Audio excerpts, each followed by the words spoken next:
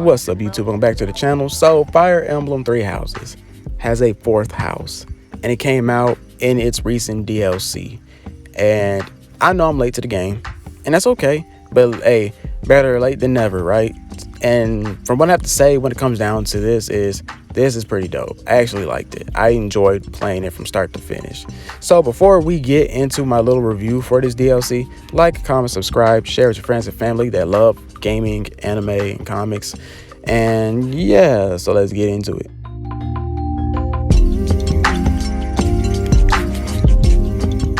Now, I got to give a props to Nintendo when they did this expansion pass, because this is actually really good. I actually do like this DLC. Not a big fan of DLC, but this one right here, okay, I loved it, every bit of it. Because you're getting more lore, more backstory to these characters. But how the whole DLC started off was, first they gave us a little brief story on how the houses were made. And they came from the Four Apostles.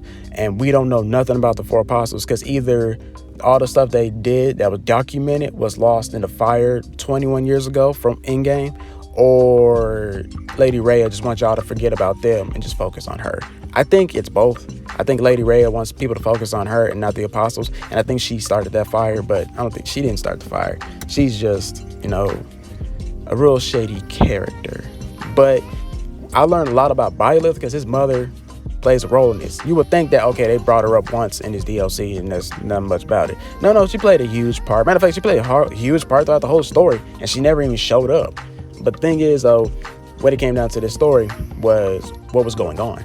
So just to start you guys off with what's going on, pretty much there is a fourth house that's beneath Garreg Mach, because you know you got your golden deer, blue lions, red eagles. All right, then you got the Ashen Wolves, who are the fourth house, and in that fourth house you got these four new characters that you will get to use in the main story. But right now, this is your way of unlocking them, I believe.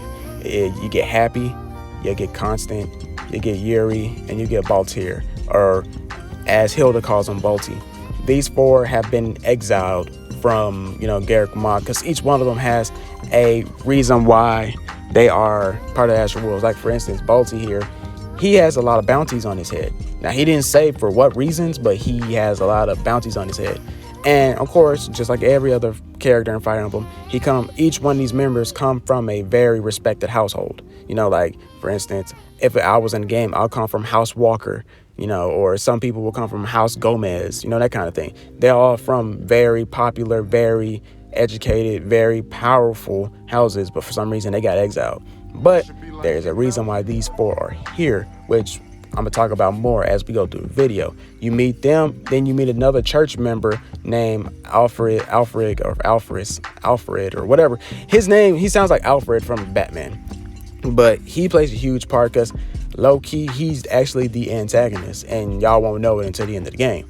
So we're gonna fast forward through it, because pretty much the story revolves around him, Byleth, and the four new students. The four new students don't know that they are about to be sacrificed later on down the line in this story to revive Byleth's dead mother. And the reason why Alfred is trying to do that is because he was in love with Byleth's mother. So you know that Jared, he was married to Byleth's mother. And Byleth's mother is just like Byleth. No emotions, no reaction, none of that.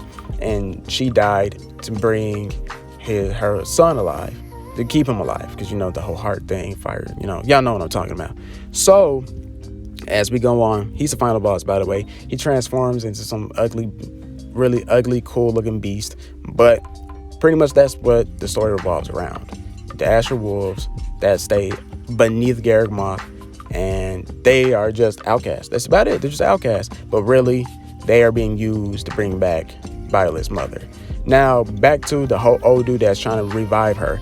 He rubs me as like a character like Obito, all right? Mad at the world. Y'all took the one person he loved, and at least he was smart about it and went and tried to revive her, unlike Obito, who was trying to destroy everybody and not think about reviving his dead love. But that's what he was about. The gameplay's still the same. That was one thing I found that was really irritating, and that was when the Death Knight showed up. Like, you're doing one mission where, you know, you're trying to kill waves of defeat waves of these mercenaries, and they're coming from each corner, and out of nowhere, out of the entrance you came from, the Death Knight shows up. And I'm just like, why is he here? Why is Jalt, whatever the dude's real name is, here? Like, once you get clear the mission and stuff, he doesn't pop up again. And I'm just like, is there any particular reason why the Death Knight is here? I never understood how or why, but he is here. And that was the only downside to this. Other than that, the whole DLC is fine. I love it. I hope they do more like this. I mean, I'm pretty sure this is the last thing we get for Fire Emblem, but I hope they do add another DLC because there's more stuff I want to see and hear about. Hopefully we get like a part where we get to go back in time and we get to use Byleth's mother and father in battle. And if not, that's still cool though. But what do you guys think about this DLC? Like I said, I loved it. Hope they do more. I liked it. I loved it. I want some more of it. Just downside was the Death Knight just showing up just to kill. But other than that, guys, that is all I got for y'all. Peace.